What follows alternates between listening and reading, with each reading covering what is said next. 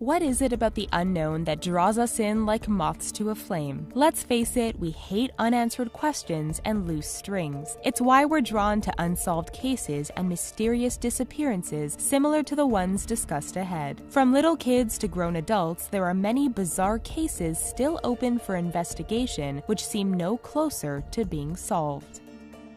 Felix Moncla.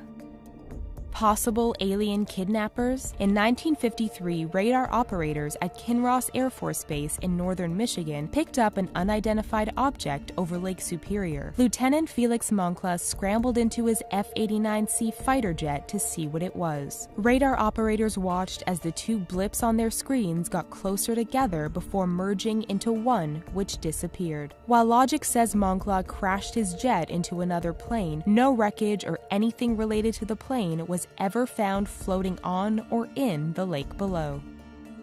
Garnell Moore. It's very odd for someone to vanish without a lead or trace. In the case of Garnell Moore, that's exactly what happened. Moore spent his life under the care of various family members. In 2005, an aunt caring for the boy reportedly decided she couldn't care for him anymore and left him on the steps of a child services building in Baltimore. When police looked into it, they found the location was made up, but have no evidence to prove or tie anyone to anything illegal involving Garnell's disappearance. Virginia Carpenter. In 1948, a taxi dropped 21-year-old Virginia Carpenter at her Denton, Texas dorm. It was the last anyone ever saw of her. The cabbie noted that as he left, she was talking to two men she appeared to know in a yellow car. Over the following weeks, people reported various sightings of a yellow car with two men and a woman who looked like Carpenter. The last sighting involved a car picking up a ragged-looking hitchhiker who called herself Virginia and matched her description, but no sightings were ever confirmed, and the case remains unsolved to this day. Loria Bible and Ashley Freeman.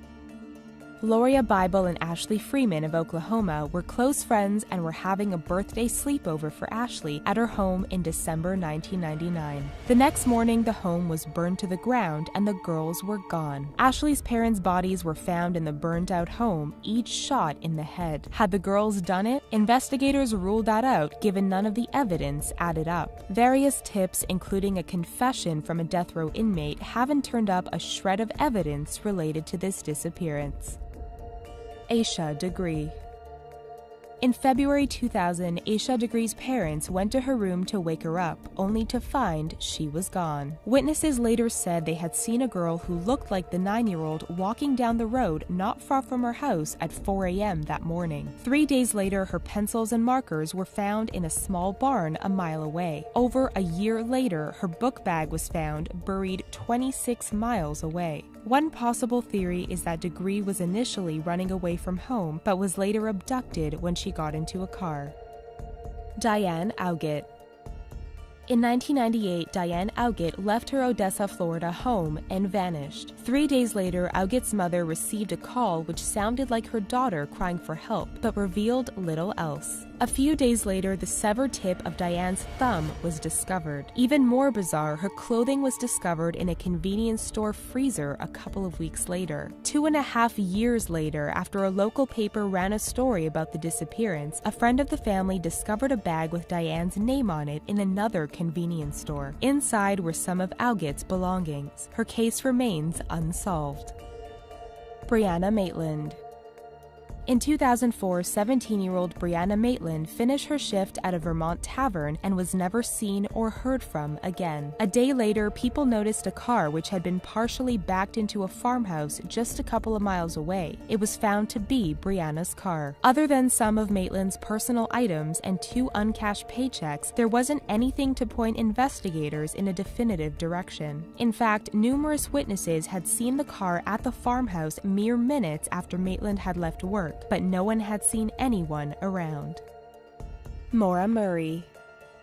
In February 2004, student Maura Murray got in touch with her work and school supervisors to let them know she had a family emergency and would be taking a week off. In fact, there had been no family emergency. While driving in northern New Hampshire, the 21-year-old crashed her car. A bus driver stopped to see if Murray needed help, but she refused. he called the police anyway. When they arrived, Murray was gone, but the car was locked up. Since then, there hasn't been a trace of her and no new clues have turned up. Karina and Annette Sagers.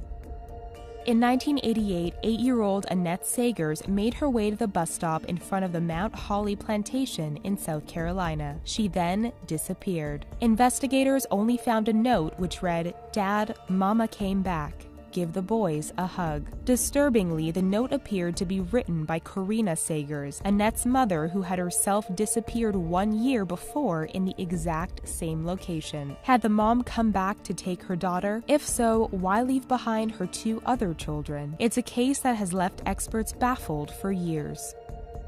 Amy Bradley.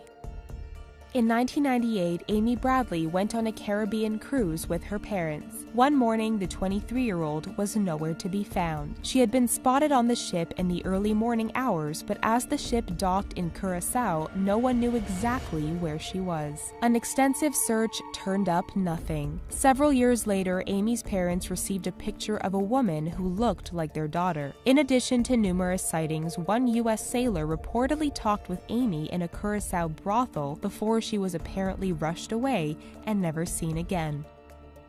Thank you for tuning into The Richest. Check out our channel daily for more fascinating videos. Thank you for watching.